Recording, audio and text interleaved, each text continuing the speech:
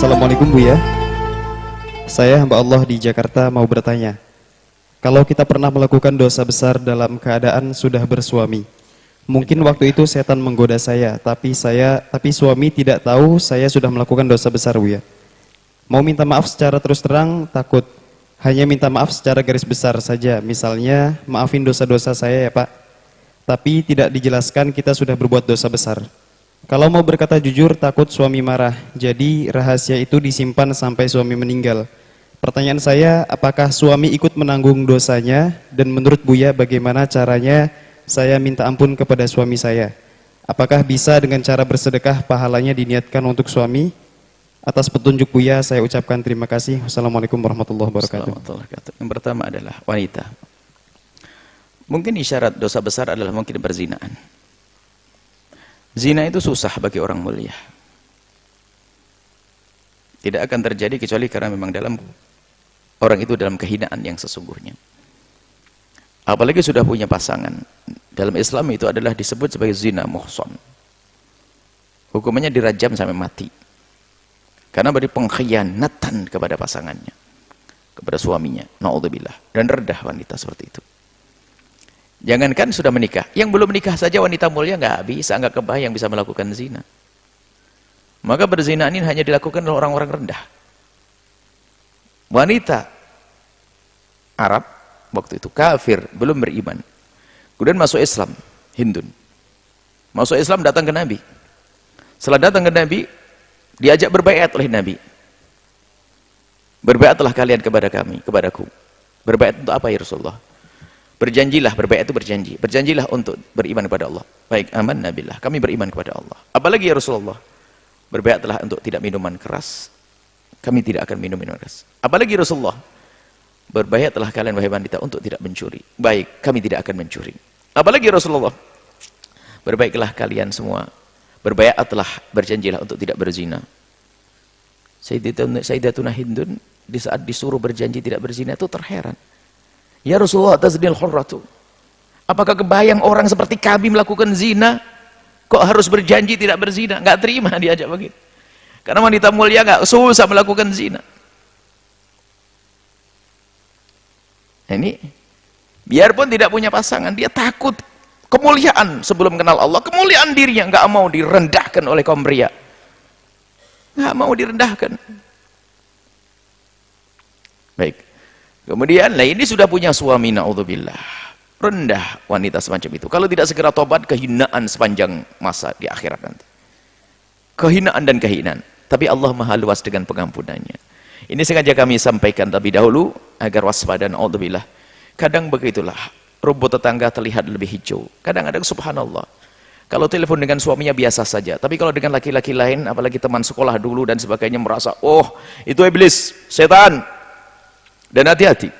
Padahal ini pernah terjadi. Suaminya lebih ganteng dari orang itu. Suaminya lebih semuanya.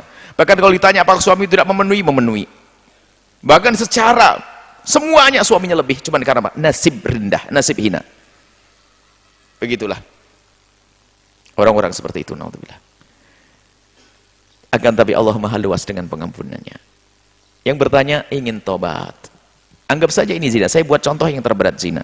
Lalu ingin tobat, subhanallah. Allah maha luas dengan pengampunnya, akan tapi yang serius tobat.